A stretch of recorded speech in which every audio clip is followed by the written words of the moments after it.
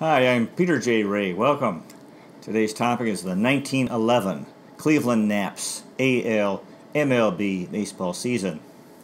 Again, the Naps were playing in the American League, the junior circuit of Major League Baseball, and they were playing at League Park 2, their beautiful new baseball palace made out of bricks, concrete, and steel, which had replaced the flimsy wooden grandstand, the previous League Park.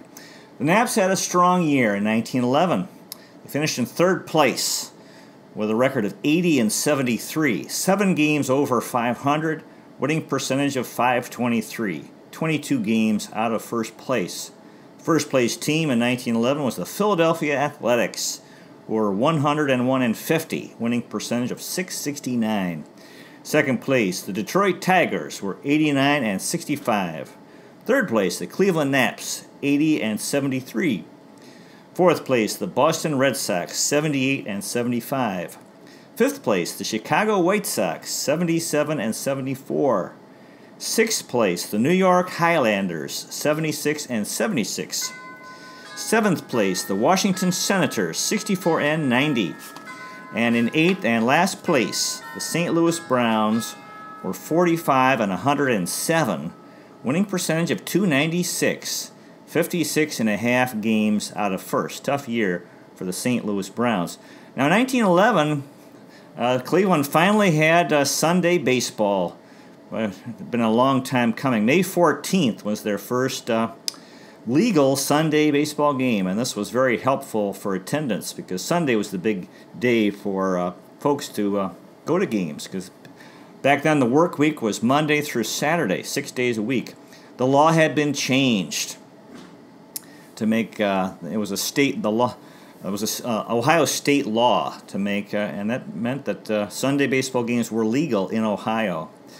And in 1911, there was a more lively baseball introduced with a cork center inside a rubber core. So hitting was up in MLB in 1911.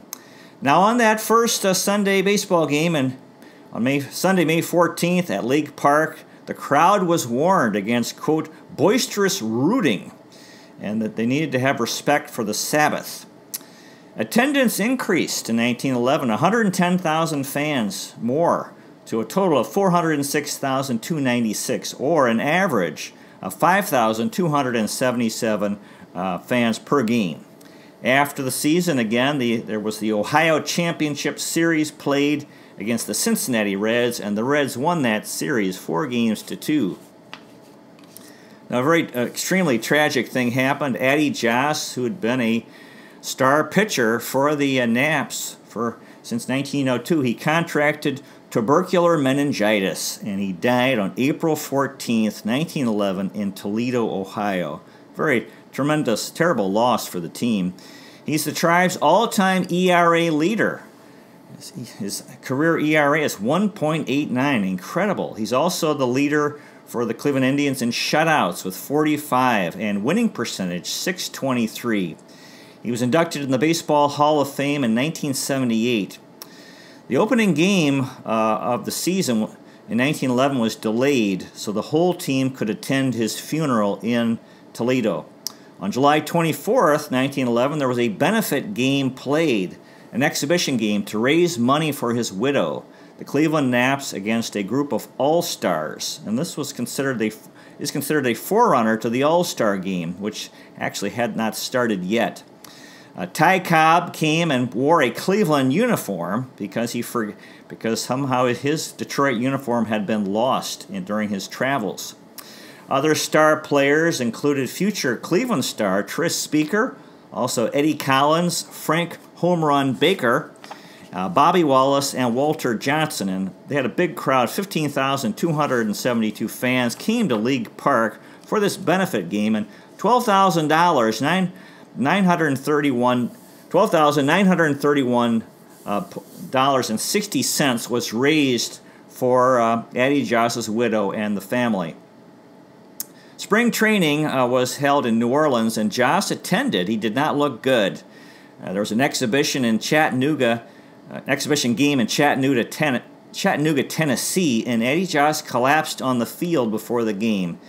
He was rushed to the hospital and recovered enough to return to the hotel. However, he was still very weak, and it was decided that he would return to his home in Toledo, Ohio, to recover.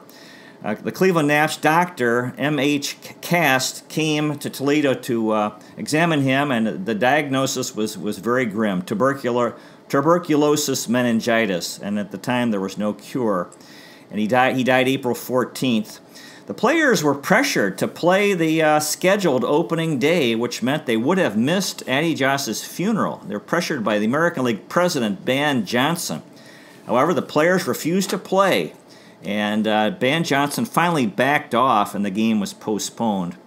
Now, the eulogy at his memorial service was given by Billy Sunday, who had been a professional baseball player and became a very popular Christian speaker. And he said, quote, "No longer will the umpire walk in front of the grandstand and cry out, 'The pitcher for today will be Addie Joss.'" Billy Sunday had been this Major League Baseball pitcher who turned evangelical preacher. In 1978, the 10-year minimum rule was waived, so Joss could be considered and inducted into the Baseball Hall of Fame. He only had played 9 seasons, and there was a 10-year rule. During the 1910 and 1911 off-season, Joss was frequently ill. He died 2 days after his 31st birthday.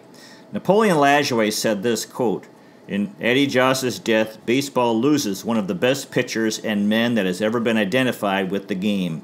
In saying that he had no superior as pitcher or player, I am only expressing the sentiment of everyone who has known him intimately. I am feeling very glum that my friend and teammate is no more." Again, in the off-season, Addie Joss had invested in a billiard parlor in Toledo, Ohio. He put in time there, would greet old friends, tended bar, and wielded a mop. He was also good with a pool cue.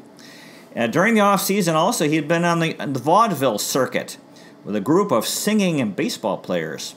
He was frustrated by arm pain that went back to the previous season, 1910, and Joss said this, quote, "One day my arm feels great, and the next day it hurts. I've tried every way I know to find out except X-ray. I'm going to try that next week."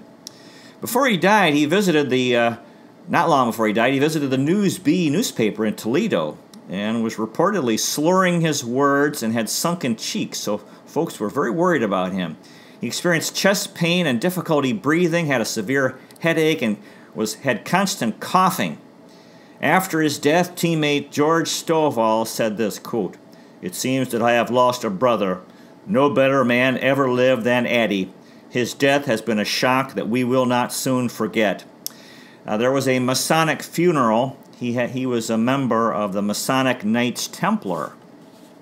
Again, at the funeral, Billy Sunday said this in his eulogy, quote, "Addie Joss was one of the great athletes of the world because he was a king in the game of baseball, and that is acknowledged as the star game everywhere.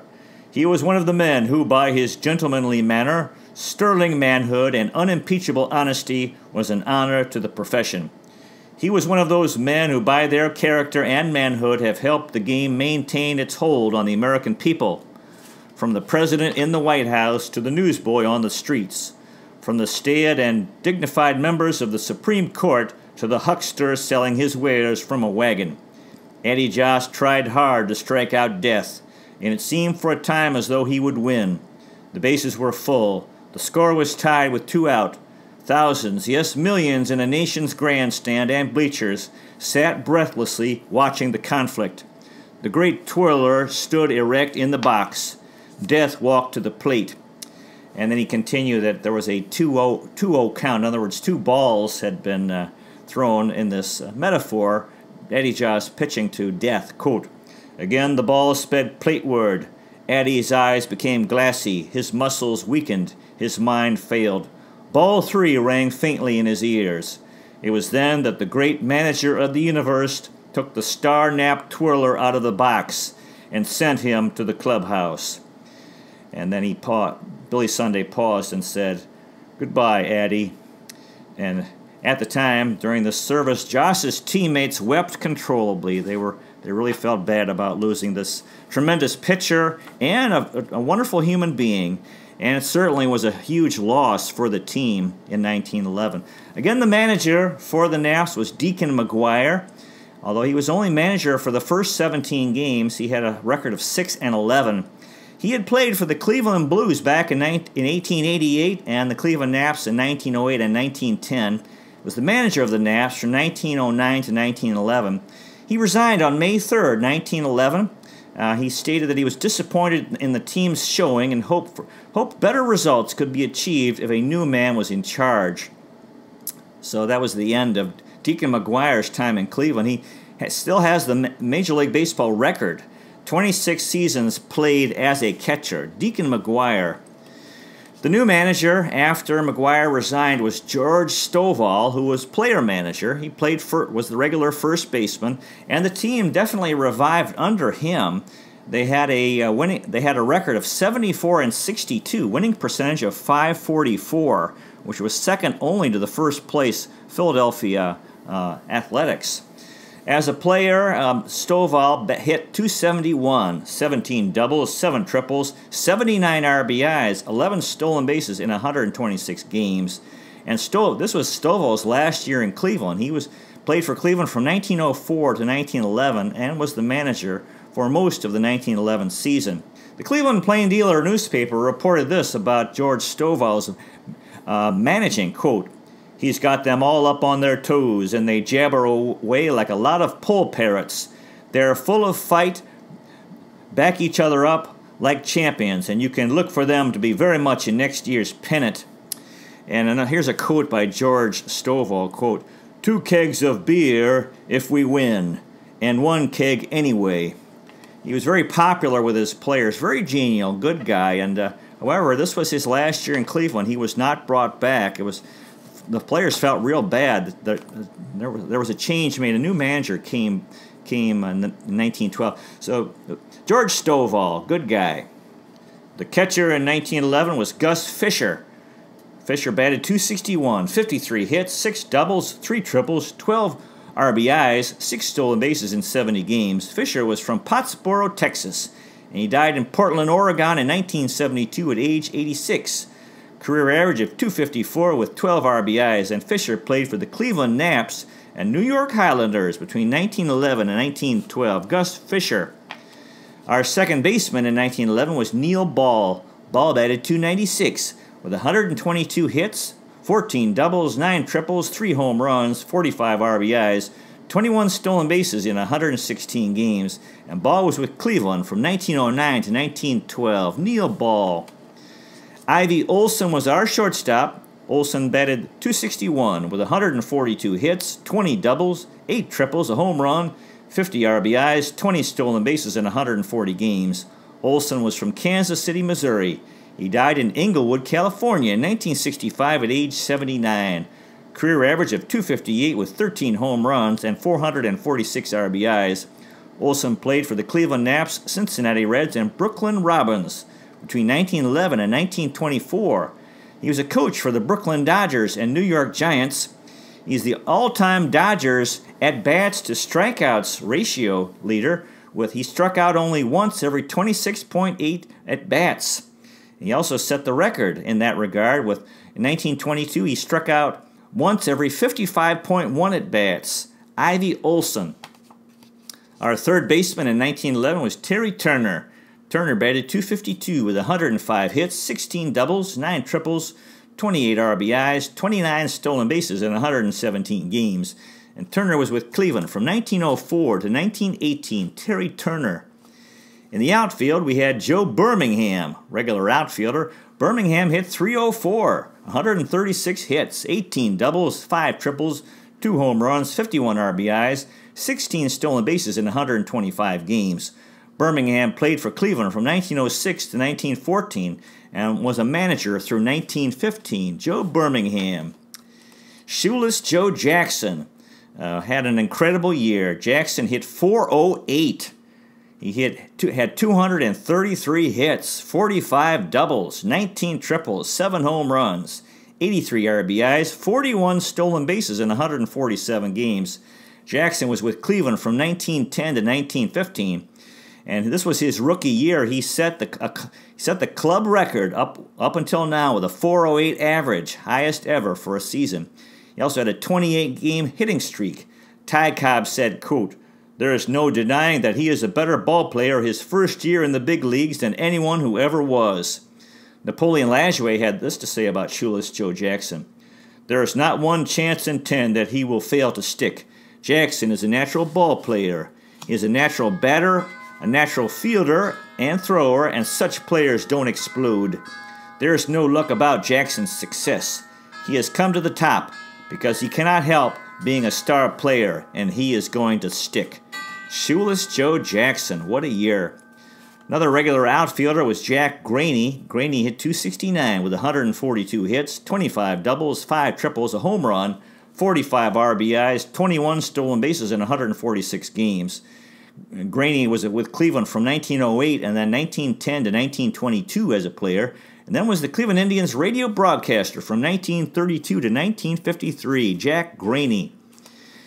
Now, the bench players included Napoleon Lajoie, who was an infielder. Lajoie hit .365, 115 hits, 20 doubles, a triple, 2 home runs, 60 RBIs, 13 stolen bases in 90 games.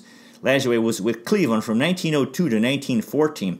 He wasn't really a bench player. He was injured. He had a ruptured leg muscle, so he missed a lot of games. Cy Young said this in 1950, quote, "You know they tell a story, I can't vouch for it, but I wouldn't be surprised if it were true. Lajoie endorsed a certain kind of chewing tobacco, as all ball players did in those days, just like they endorse cigarettes and clothes these days. And do you know what happened? The day after the advertisement was in the papers, half the kids in the country were sick from chewing. Yeah, they used to follow him around just like they hung after Babe Ruth. He had what you call color. He was great, old Nap." Lajoie, like others of French descent in baseball, was often called a frog or a frog eater. He wore the same cap from 1910 to 1911. He called it his lucky cap. His older brother, Jeremy, a laborer and hack driver in Woonsocket, Rhode Island, died of cancer in August, so he took some days off to go home for the memorial service. His routine included drinking a gallon of buttermilk every day. Napoleon Lajoie. Ted Easterly was a utility player. Easterly hit .324, 93 hits, 19 doubles, 5 triples, a home run, 37 RBIs, 6 stolen bases in 99 games. And Easterly was with Cleveland from 1909 to 1912. Fine year for Ted Easterly. Sid Smith was a spare catcher. Smith batted .299, 46 hits, 8 doubles, a triple, a home run, 21 RBIs in 58 games. Smith was with Cleveland from 1910 to 1911, so this was the end of his time in Cleveland, and he continued in the major leagues until 1915. Sid Smith. Hank Butcher was an outfielder. Butcher batted .241 with 32 hits, 7 doubles, 3 triples, a home run, 11 RBIs, 9 stolen bases in 38 games. Butcher was from Chicago, Illinois. He died in Hazel Crest, Illinois in 1979 at age 93. Career average of .223 with 2 home runs and 21 RBIs. Butcher was with the Cleveland Naps from 1911 to 1912, and that was the extent of his MLB experience. Hank Butcher. Grover Land was another catcher. Land batted .140 with 15 hits, a double, 2 triples, 10 RBIs, 2 stolen bases in 35 games. Land was with Cleveland from 1908 to 1911, and then back in 1913. Grover Land. Art Griggs was a utility player. Griggs hit .250 with 17 hits, 3 doubles, 2 triples, a home run, 7 RBIs, a stolen base in 27 games. Griggs was from Topeka, Kansas. He died in 1938 at age 54. Career average of .277 with 5 home runs and 152 RBIs. Griggs played for the St. Louis Browns, Cleveland Naps, Brooklyn Tip-Tops, and Detroit Tigers between 1909 to 1918.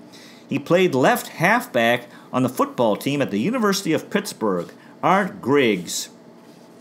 Bill Lindsay played some third base, second base, and shortstop. He hit .242 with 16 hits, 2 doubles, 5 RBIs, 2 stolen bases in 19 games. Lindsay was from Madison, North Carolina. He died in Greensboro, North Carolina in 1963 at age 82. Played for the Cleveland Naps in 1911, so that was the extent of his MLB career. They called him the Professor. because he was older and he was older than most players and had a college education. In 1910, with the New Orleans Pelicans in the Southern Association, he won a title with that team and was the starting shortstop and teammate of shoeless Joe Jackson. He continued in the minor leagues until 1916. Bill Lindsay. Cotton Knopp played some shortstop. Knopp batted 103 with 4 hits and 39 at-bats, a double, 3 stolen bases in 13 games. Knopp was with Cleveland from 1910 to 1911, so this was the end of his MLB career. Cotton Knopp. Steve O'Neill was a catcher. O'Neill batted 148 with 4 hits and 27 at-bats, a double, an RBI, 2 stolen bases in 9 games. O'Neill was from Scranton, Pennsylvania. He died in Cleveland, Ohio in 1962 at age 70. Career average of .263 with 13 home runs and 537 RBIs. O'Neill played for the Cleveland Naps, Cleveland Indians, Boston Red Sox, New York Yankees, and St. Louis Browns between 1911 and 1928. He was a manager of the Cleveland Indians, Detroit Tigers, and Boston Red Sox and Philadelphia Phillies between 1935 and 1954. His managerial record, he won 1,040 games, lost 821 for a winning percentage of .559. He won a World Series title as a player with the Cleveland Indians in 1920. And he won a World Series title in 1945 as the manager of the Detroit Tigers. His parents were Irish immigrants. He escaped life in the coal mines by becoming an MLB player. His 3 brothers also were MLB players. His playing career was curtailed due to an injury from a car accident. He managed Lou Boudreau, Bob Feller, Hal Newhouser, and Robin Roberts. He's in the International League Hall of Fame and the Cleveland Indians Hall of Fame. Steve O'Neill. Jack Mills played some third base. Mills batted .294 with 5 hits and 17 at-bats, an RBI, a stolen base in 13 games. Mills was from South Williamstown, Massachusetts.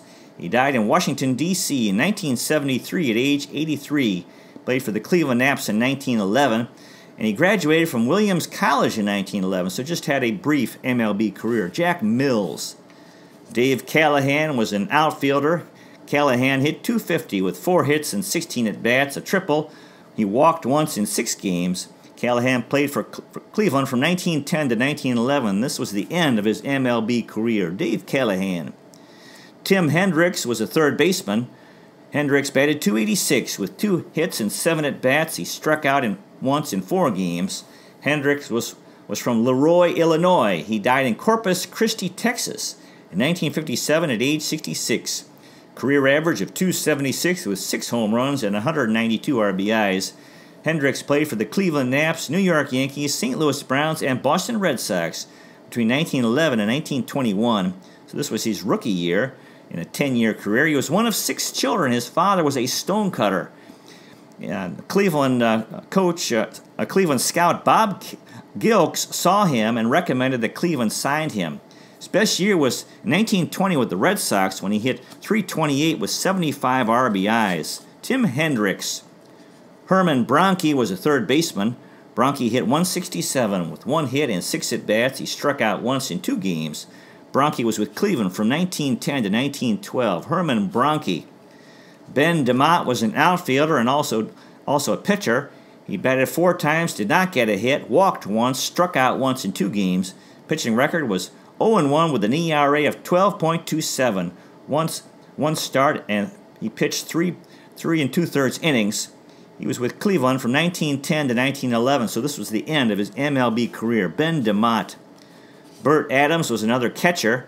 Adams batted .200 with 1 hit and 5 at-bats, walked once, struck out once in 2 games. Adams was with Cleveland from 1910 to 1912. Burt Adams. Now the pitching staff, we had Veen Gregg was the ace of our staff in 1911. Gregg batted .165, 14 hits, 2 doubles, 4 RBIs, scored 5 times in 34 games. Gregg's pitching record was 23-7. Tremendous. ERA of 1.80, 34 games, 26 starts, 22 complete games, and 5 shutouts. Gregg was from Chehalis, Washington. He died in Aberdeen, Washington in 1964 at age 79. Career record of 92-63 with an ERA of 2.70 and 720 strikeouts. Gregg pitched for the Cleveland Naps, Boston Red Sox, Philadelphia Athletics, and Washington Senators between 1911 and 1925. He was the American League ERA leader in 1911. He won championships in 1915 and 1916 with the Boston Red Sox. He's in the Pacific Coast League Hall of Fame. He was the only pitcher in the 20th century to win 20 games his first 3 seasons. And he was the second Cleveland rookie to win 20 games in a season, following Otto Hess in 1906. Veen Gregg. Gene Krapp was second in the rotation. Krapp batted .230, 17 hits, 5 doubles, a triple, 5 RBIs in 36 games. Krapp's pitching record was 13-9, with an ERA of 3.41, 35 games, 26 starts, 14 complete games, a shutout, and a save. Krapp was from Rochester, New York. He died in Detroit, Michigan in 1923 at age 35. A career record of 40-47 with an ERA of 3.23, 353 strikeouts. Krapp pitched for the Cleveland Naps, Buffalo Buffheads, and Buffalo Blues in the that would be in the Federal League between 1911 and 1915. In 1910 in the minors with the Portland Beavers, he was in the Pacific Coast League. He had his best year. They called him Rubber Arm. He pitched 442 innings that year and had a record of 29-16 and led Portland to the pennant and had an ERA of 1.26. Gene Krapp. Fred Blanding was third in the rotation. Blanding batted .262 with 17 hits, a double, 5 RBIs, 2 stolen bases in 30 games. Blanding's pitching record was 7-11 with an ERA of 3.68, 29 games, 16 starts, 11 complete games, and 2 saves. Blanding was with Cleveland from 1910 to 1914. Fred Blanding. Willie Mitchell was also in the rotation. Mitchell hit .109 with 7 hits and 64 at-bats, a double, 3 RBIs in 32 games. Mitchell's pitching record was 7-14 with an ERA of 3.76, 30 games, 22 starts, 9 complete games. And Mitchell was with Cleveland from 1909 to 1916. Willie Mitchell. George Collar was another starter. Collar batted .167, 9 hits and 54 at-bats, a double, 3 RBIs, a stolen base in 30 games. And Collar was with Cleveland from 1910 to 1914. George Collar. Cy Falkenberg was another pitcher. Falkenberg batted .175 with 7 hits and 40 at-bats, a double, 4 RBIs, 2 stolen bases in 16 games. Falkenberg's pitching record was 8-5 with an ERA of 3.29, 15 games, 13 starts, 7 complete games, and a save. And Falkenberg was with Cleveland from 1908 to 1911 and then in 1913. Cy Falkenberg. High West was another pitcher. West hit .130, 3 hits and 23 at-bats, a double, scored twice, struck out 9 times in 13 games. West's pitching record was 3-4 with an ERA of 3.76, 13 games, 8 starts, 3 complete games, and a save. And West was with Cleveland in 1905 and then 1911. High West. Spec Harkness was another pitcher. Harkness batted .316, 6 hits and 19 at-bats, a double, 2 RBIs in 12 games. Harkness's pitching record was 2-2 with an ERA of 4.22, 12 games, 6 starts, and 3 complete games. And Harkness was with Cleveland from 1910 to 1911. So this was the end of the Spec Harkness era.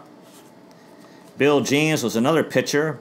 James batted .059, 1 hit and 17 at-bats, a double, an RBI in 8 games. And James' pitching record was 2-4 with an ERA of 4.88, 8 games, 6 starts, and 4 complete games.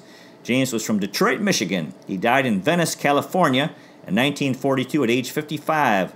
A career record of 64-71 with an ERA of 3.20 and 408 strikeouts. James played for the Cleveland Naps, St. Louis Browns, Detroit Tigers, Boston Red Sox, and Chicago White Sox between 1911 and 1919. They called him Big Bill. In the 1919 White Sox, with the 1919 White Sox, he was a clean member and innocent during the Black Sox scandal, when a number of 8 players took money to not try hard and to lose the World Series. And however, he pitched 4 1/3 innings. He gave up 8 hits, 3 walks, 3 earned runs, and an ERA of 5.79. So even though he didn't take any money, he didn't pitch very well. Bill James. In 1917, Chick Gandil Swede Risberg collected $45 from each member of the White Sox and paid off the Detroit Tigers. They were playing two late season doubleheaders, and Bill agreed to take it easy pitching for the Tigers, who lost all 4 games and helped the White Sox win the pennant. Bill James. Cy Young was at the end of the line, end of his career. He batted .063, 1 hit, 16 at-bats, scored a run in 7 games. His pitching record was 3-4, with an ERA of 3.88, 7 starts, and 4 complete games. Young pitched for Cleveland from 1890 to 1898, and then 1909 to 1911. He also pitched for the Boston Rustlers in 1911, and then retired. He was released by Cleveland after pitching 7 games, and then signed with Boston a few days after that. And in 1912, he retired from baseball for good. And he had this to say, quote, "It was a good old game. My best days were spent on the diamond. I hate to leave the game. My arm will no longer do the work that was so easy." Cy Young returned to work on his farm in Tuscarawas County, Ohio, and enjoyed hunting and fishing. In 1913, Cy Young managed the Cleveland Green Sox in the Federal League. They played at Luna Park on the east side of Cleveland. That was a minor league, and they finished in 2nd place. And that was Cy Young's last year in pro baseball. He attended several Cleveland Indians games each year over the years. In 1932, he appeared at the opening of Cleveland Municipal Stadium. He stayed in touch with former teammates like Chief Zimmer and Lou Krieger, who were his catchers. On his farm, he had help from a hired hand and raised potatoes and tended sheep, hogs, and chickens and bred dogs. He also became a Little League baseball coach and coached Woody Hayes, who became the famous Ohio State University football coach. He was a lifelong Republican and leaped with excitement during the game in 1896 when he learned that William McKinley from Canton, Ohio, was the Republican presidential nominee. Eventually, he was elected that year. Cy Young's wife, Rabba, died in 1933 at age 60. They had a very good marriage. Later in life, he experienced financial problems, had to sell his home and his farm, and ended up working as a clerk in Newcomerstown, Ohio, in his 60s, and living in a hotel. Then he ended up living with a couple, John and Ruth Benedum, who were friends, and he did chores on their farm and helped take care of their daughter, Jane. So they were good friends, and she became like a daughter to him. He actually fathered no children. They had Cy Young and his wife had a child that died shortly after birth. He stayed in shape doing outdoor work on the Benedum farm. In 1939, the Baseball Hall of Fame opened in Cooperstown, New York, and Cy Young was inducted, along with Ty Cobb, Walter Johnson, Christy Mathewson, Babe Ruth, Honus Wagner, Napoleon Lajoie, Tris Speaker, Grover Cleveland Alexander, Eddie Collins, Willie Keeler, and George Sisler. And when Mel Harder he attended Mel Harder's party after he won 200 games for the Cleveland Indians, and Young noted that there were no parties for his 300th, 400th, or 500th victories, and he said this, quote, "I guess those weren't party-given times." In 1947, for his 80th birthday, Bill Veeck, the Cleveland Indians owner, invited the whole town of Newcomerstown, Ohio, to come to Cleveland Municipal Stadium for an Indians game and a celebration of Cy Young. Former teammates Bill Bradley, Elmer Flick, and Jack Graney were on hand. He received gifts of a set of luggage, a car heater, and a car radio. In 1953, he declined an invitation to dine with President Dwight Eisenhower because of poor health. In 1954, he attended an Indians game at the stadium, and he died in 1955. The eulogy by George Schertz, a local clergyman, said this, that Cy Young was, quote, "staunch as the hills that surround him and sturdy as the oaks he walked under. He synchronized his arms, eyes, and heart, not only to enshrine his name in the Hall of Fame, but in the hearts of his fellow men." In 1956, the Cy Young Award was established for the best pitcher in Major League Baseball, and since 1967, one for each league, the American League and the National League. He answered a letter a few days after his 80th birthday, and he wrote, quote, "All I can tell you about myself is that I am well and hearty at 80 and can still do a fair day's work." So the end of Cy Young, what a tremendous career he had for Major League Baseball and for Cleveland. Cy Young, good man. Another pitcher for Cleveland in 1911 was Earl Yingling. Yingling batted .273, 3 hits and 11 at-bats, scored a run, 2 RBIs in 6 games. Yingling's pitching record was 1-0 with an ERA of 4.40, 4 games, 3 starts, and a complete game. Yingling was from Chillicothe, Ohio. He died in Columbus, Ohio in 1962 at age 73. Career record of 25-34 with an ERA of 3.22 and 192 strikeouts. Yingling pitched for the Cleveland Naps, Brooklyn Dodgers, Brooklyn Superbas, Cincinnati Reds, and Washington Senators between 1911 and 1918. So he was a rookie in 1911. And in the minors in 1908 with the Dayton Veterans, there was a fan in the stands named Florine Saucer who said she'd marry him if he struck out the next hitter. He did, and they got married. And Earl Yingling continued in the minors until 1921. Earl Yingling. Jim Baskett was another pitcher. Baskett batted .333, 2 hits and 6 at-bats, scored a run, had an RBI in 4 games. Baskett's pitching record was 1-2 with an ERA of 3.38, 4 games, 2 starts, and 2 complete games. Baskett was from Athens, Tennessee. He died in Athens in 1942 at age 54. Career record of 9-6 with an ERA of 3.30 and 59 strikeouts. And Baskett was with the Cleveland Naps from 1911 to 1913. Jim Baskett. Pat Page was another pitcher. Page batted .143 with 1 hit and 7 at-bats, a double, 3 RBIs in 2 games. Page's pitching record was 1-0 with an ERA of 4.50, 2 games, 1 start, and a complete game. Page was from Paw Paw, Michigan. He died in Berlin, Wisconsin in 1939 at age 57. He was with the Cleveland Naps just in 1911, and they called him Piggy. Pat Page. Josh Swindell was another pitcher. Swindell batted .250 with 1 hit and 4 at-bats. He struck out once in 4 games. Swindell's pitching record was 0-1 with an ERA of 2.08, 4 starts, 4 games, a start, and a complete game. Swindell was from Rose Hill, Kansas. He died in Fruita, Colorado in 1969 at age 83. Career record of 0-1 with an ERA of 2.08 and 6 strikeouts. And Swindell was with Cleveland in 1911 and then 1913. And finally, Bugs Rice-Sigel batted 5 times, did not have a hit, struck out twice in 2 games. Pitching record of 0-1 with an ERA of 6.23, 2 games, a start, a complete game. Rice-Sigel was from Brooklyn, New York. He died in Amsterdam, New York in 1957 at age 69. He was with the Cleveland Naps in 1911 only, and his given name was Jacob Bugs Rice-Sigel. After the season, the National League champions, New York Giants, appeared in the World Series and were defeated by the American League champions, Philadelphia Athletics, 4-2.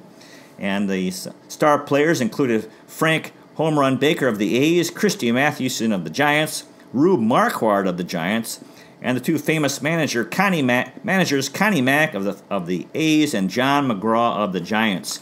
So that's the story of the 1911 Cleveland Naps. They had a good year. Very tragic losing Addie Joss, and then it was the final year of Cy Young. We had Shoeless Joe Jackson, and really tremendous year. So God bless the fellows who played for the Cleveland Naps in 1911 and everyone else associated with the team, including the fans, especially the Civil War veterans and the Spanish-American War veterans. Captains of the Cuyahoga, lovers of Lake Erie, Terminal Tower Power, fans of the Free Stamp Statue and the Fountain of Eternal Life, Euclid Avenue Electricity, First Energy Stadium friends, Progressive Field pals, Quicken Loans Arena enthusiasts, Severance Hall stalwarts, Tribe, Browns, Cavs, Monsters, and Gladiators rule, Cleveland, City of Champions. Cleveland is the best location in the nation on the north coast of America. New York is the Big Apple. Cleveland is a plum. It's been 70 years since 1948. This is our year. Go Tribe. Thank you so much for watching. I really appreciate it. God bless you. Take care, and I'll see you next time.